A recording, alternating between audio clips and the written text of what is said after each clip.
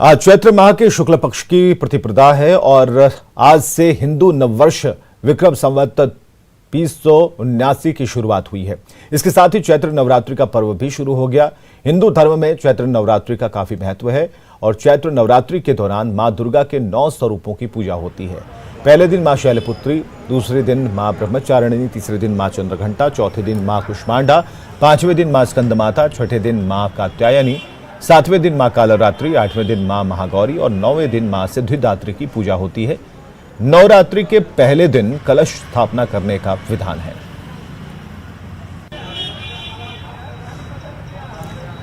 तो पहले दिन ऐतिहासिक थावे दुर्गा मंदिर में भक्तों की भीड़ उमड़ पड़ी। सुबह से ही भक्त पंक्ति में खड़े होकर अपनी बारी का इंतजार करते दिखे। मां दुर्गा के जयकारे से पूरा इलाका गूंजता रहा।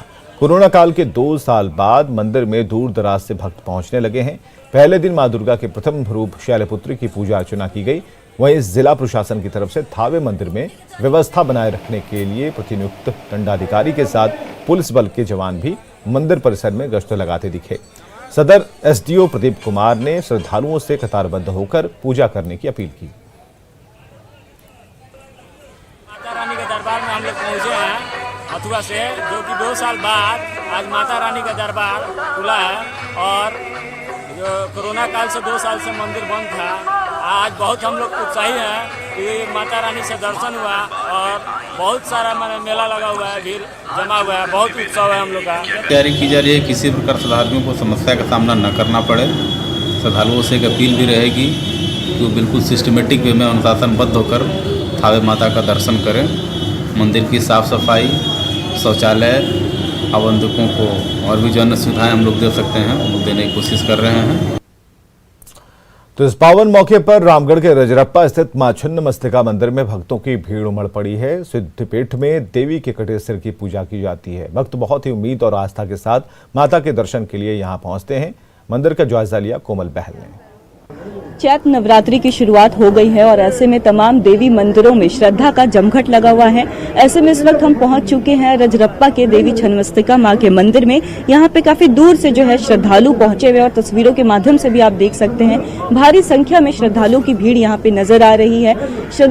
पूजा अर्चना करने के लिए श्रद्धालु यहाँ पे काफी दूर से पहुंचे हुए हैं। ऐसे में हम कुछ लोगों से बात करेंगे।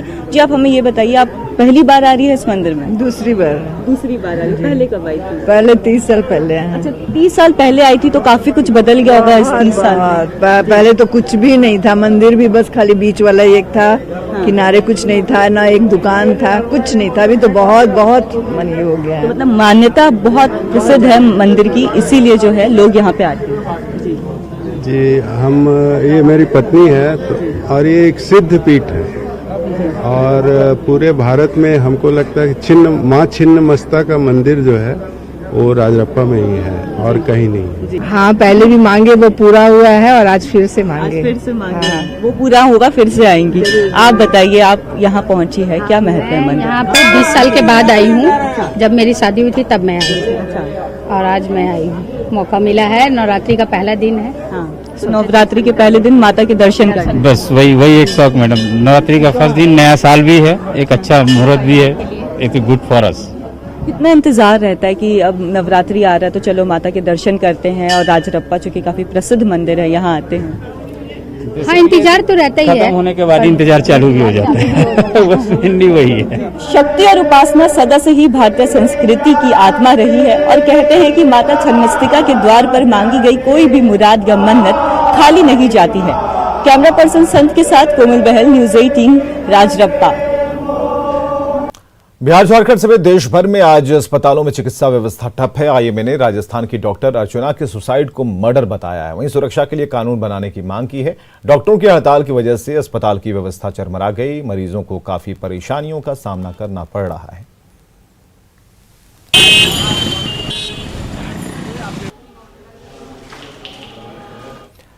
मुजफ्फरपुर के एसकेएमसीएच में डॉक्टरों की हड़ताल के कारण ओपीडी सेवा ठप है। डॉक्टर अर्चना शर्मा को न्याय दिलाने की मांग को लेकर सभी डॉक्टरों ने प्रदर्शन किया है और न्याय की मांग की है। राजस्थान में डॉक्टर अर्चना शर्मा सुसाइड मामले को लेकर आईएमए ने सीधे तौर पे कह दिया है कि तमाम ओपीडी सेवाएं जो हैं वह ठप रह गया सुबह 8 बजे से शाम 6 बजे तक। ऐसे में मुजफ्फरपुर के एसकेएमसीएच अस्पताल की आप तस्वीर देखेंगे, तमाम जूनियर और सीनियर डॉक्टर्स जो हैं वह बैनर लेकर नारेबाजी कर रहे हैं और सीधे तौर पे कह रहे हैं कि उन्हें अब जस्टिस चाहिए अर्चना शर्मा के लिए। अर्चना शर्मा जिनकी मौत हो गई, जो सुसाइड जिन्होंने कर लिया, कहा जाता है कि ये सुसाइड नहीं, दरअसल पुलिस टॉर्चर की वजह से एक तरह से ये हत्या ही है। ओपीडी की बात करें तो ओपीडी आज जो है एसकेएमसीएच का वो पूरा ठप है। आज तमाम मरीज जो हैं वो लौट रहे हैं। हालांकि इमरजेंसी को लेकर व्यवस्थाएं जो है वह अनवरत जारी है। इमरजेंसी में किसी भी तरह की कोई परेशानी नहीं हो रही है, लेकिन आप देखेंगे यहाँ पर डॉक्टर्स जो हैं लगातार प्रदर्शन कर रहे हैं। कब तक ये प्रदर्शन चलेगा? देखिए, आज का जो प्रदर्शन है हम लोग का सांकेतिक है। हमारा प्रदर्शन किसी को नुकसान पहुंचाना या फिर किसी को परेशान करने का हम लोग उद्देश्य से हम लोग ने आज ये हड़ताल नहीं किया है। हम लोगों ने बस हड़ताल इसलिए किया है कि हमारी बातें सरकार तक पहुंचे। एक डॉक्टर अर्चना मैम का जो देहांत हुआ, अभी तक राजस्थान सरकार ने या वहाँ की पुलिस ने कोई भी एक उचित कार्रवाई नहीं की है। जो कल्प्रिट है वहाँ के, जिन्होंने जिसकी वजह से डॉक्टर अर्चना मैम ने सुसाइड किया, अभी तक उन लोग फ्रीडम घूम रहे हैं। अभी तक राजस्थान सरकार से या केंद्र सरकार की तरफ से किसी भी तरह की कोई कार्रवाई नहीं हुई है। तो मेरा नाम डॉक्टर नवनीत कश्यप हुआ।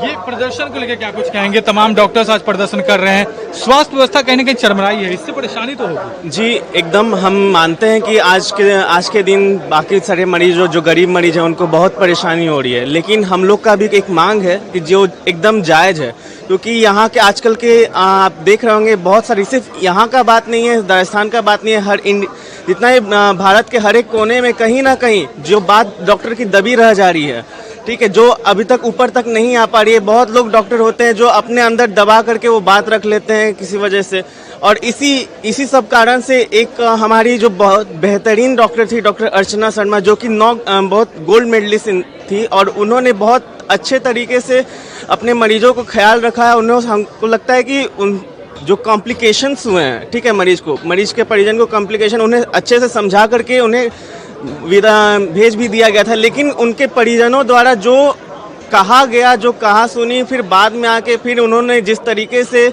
उन्होंने केस किया उनके ऊपर, जिन मानसिक प्रताड़ना उनको हुई, ऐसा उनको एक बार नहीं हुआ है, जैसा बताया जा रहा है कि बहुत बार उनके साथ इससे। डॉक्टर नवनीत कुमार। तो आपने देखा किस तरीके से डॉक्टर्स जो हैं ये उत्तर बिहार के सबसे बड़े अस्पताल में भी ओपीडी सेवा जो है ठप है और तमाम जो जूनियर डॉक्टर्स हैं वो बैनर लेके खड़े हैं, प्रदर्शन कर रहे हैं। अगर आज के बाद आगे क्या कुछ करेंगे न्याय के लिए? जब तक हो सके, अभी राजस्थान सरकार ने कुछ किया नहीं है तो हम लोग प्रदर्शन करते रहेंगे ताकि हमें ऐसे प्रताड़ित ना किया जाए। और यहाँ के डॉक्टरों के लिए क्या कुछ मांग कर रहे हैं? यहाँ पे भी हर जगह यही हो रहा है, तो यहाँ के डॉक्टर्स के लिए हमारी सेम मांगे कि हर जगह डॉक्टर को सुरक्षा मिलनी चाहिए और हमें इस तरह प्रताड़ित नहीं करना चाहिए। क्या नाम हुआ? मेरा नाम श्रीजा सुमन है। तो आपने देखा तमाम डॉक्टर्स जो हैं यहाँ पर प्रदर्शन कर रहे हैं और ऐसे में इन्होंने सीधे तौर पे ये कह दिया है कि डॉक्टरों की सुरक्षा का ख्याल रखा जाए। मुजफ्फरपुर से न्यूज 18 के लिए प्रियांक सौरभ। सरकार ग्रामीण क्षेत्रों में स्वास्थ्य व्यवस्था बेहतर करने के लिए करोड़ों रुपए पानी की तरह बहा रही है, लेकिन अधिकारियों की लापरवाही की वजह से कई हेल्थ सेंटर्स पर हमेशा ताला लगा रहता है। जमुई के खैरा के नक्सल प्रभावित इलाके में स्थित गरही हेल्थ वेलनेस सेंटर का कुछ ऐसा ही हाल है। ना कर्मचारी आते हैं, ना ये ताला खुलता है। जमुई जिले के खैरा प्रखंड के गरही जो नक्सल प्रभावित इलाका है और खास करके इस इलाके में गरीब तबके के लोग अधिक रहते हैं, लेकिन देख सकते हैं कि जो हेल्थ एंड वेलनेस सेंटर जो बना है उसमें ताला लगा हुआ है। और तस्वीर हम दिखाना चाहेंगे कि अंदर जो स्वास्थ्य कर्मी या डॉक्टर के लिए जो रखे गए सामान है वो किस तरह से रखा हुआ है। अगर देखा जाए इधर तो वाटर टैंक है, वो भी रखा हुआ है, इंस्टॉल नहीं हुआ। लाखों रुपए खर्च किया गया इसलिए कि हेल्थ एंड वेलनेस सेंटर बनाया जाएगा, क्योंकि भवन जर्जर हो चुका था, लेकिन खर्च होने के बाद भी इसका लाभ लोगों को नहीं मिल रहा है। हम एक और तस्वीर दिखाना चाहेंगे, जो खिड़की है, हेल्थ एंड वेलनेस सेंटर जो गरही का है, खिड़की है, खुला हुआ है और इसके अंदर देख सकते हैं कि जो बेड रखे गए हैं धूल फाँक रहा है। देख सकते हैं कि किस तरह से वो बेड है या फिर और भी जो सामान है जो इलाज कराने के लिए रखा गया है यहाँ पर, वो किस तरह से यहाँ पर पड़ा हुआ है जिसका इस्तेमाल नहीं होता। इससे अंदाज़ा लगाया जा सकता है कि यहाँ पर स्वास्थ्य कर्मी या जो डॉक्टर तैनात है वो यहाँ पर कब आते होंगे और कितना आते होंगे।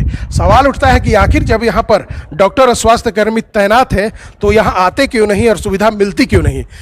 कब आते हैं डॉक्टर, कब सुने हैं यहाँ पर, बताइए। हम तो जब से देख रहे हैं, एक बार भी हम अपने प्रेजेंट में डॉक्टर यहाँ नहीं देखे हैं। जब भी हम आते नहीं, ऐसे भी घूमने फिरने या देखने के लिए या इलाज कराने के लिए देखते ताला ही लगा हुआ रहता है। कि यहाँ पर जो तैनात डॉक्टर है, स्वास्थ्य कर्मी हो या कोई हो, वो कितना यहाँ पर आता है और जिसका लाभ लोगों को नहीं मिल पा रहा है। भले भवन बन गया, सामानें यहाँ पर दे दी गई, लेकिन इसका लाभ लोगों को नहीं मिल रहा है। केसी कुंदन, न्यूज़ 18 जमुई। पूर्णिया वासियों को जल्दी हवाई सेवा की बड़ी सौगात मिलने वाली है। हाईकोर्ट में जमीन अधिग्रहण का मामला फंसे होने के कारण सालों से काम ठप था, लेकिन अब डीएम की तरफ से जमीन अधिग्रहण की सुनवाई पूरी कर ली गई है। डीएम ने जमीन से संबंधित सभी मामलों को 45 दिन के भीतर सुलझाकर रिपोर्ट भेजने का निर्देश दिया है, जबकि किसान अभी भी नाराज हैं और सुप्रीम कोर्ट तक जाने की बात कर रहे हैं। एयरपोर्ट की जमीन का जो मामला था उसमें क्या अब तक हुआ है? पूर्णिया एयरपोर्ट के लिए जो भूमि अधिग्रहण की कार्रवाई चल रही थी, उसमें माननीय उच्च न्यायालय द्वारा 9 मार्च को आदेश पारित किया गया था और उसमें जो 7 केसेज जो पेंडिंग थे, जिसमें 45 किसानों की भूमि नहीं थी, उन सभी केसों में 45 दिनों में सुनवाई करके अपनी अनुशंसा के साथ राज्य सरकार को रिपोर्ट भेजने का निर्देश प्राप्त हुआ। बस्ती है, सब कुछ उसी में है। अगर जमीन चली जाएगी तो हम लोग का बाल बच्चा भूखे मरेगा, इसलिए हम लोग जान दे सकते हैं लेकिन जमीन नहीं दे सकते हैं। चाहे सरकार जो करे इसके पक्ष में, हम नहीं दे सकते अपना जमीन। आप सरकार का स्तर से जांच हो और इसको वहीं पे शिफ्ट कर दिया जाए। लेकिन हाईकोर्ट ने डीएम को निर्देश दिया था और डीएम ने सुनवाई भी कर ली है। डीएम साहब सुनवाई कर लिए हैं और ये किसान के विपरीत जा रहा है और किसान मानने वाले नहीं हैं। ये फिर सुपीरियर कोर्ट जाएंगे। हमें नहीं लगता है कि मामला इतना जल्दी सुलझने वाला है और ये किसान जान देने के लिए तैयार हैं और ज़मीन छोड़ने के लिए तैयार नहीं। और खबरें लगातार जारी हैं, आप बने रहें हमारे साथ।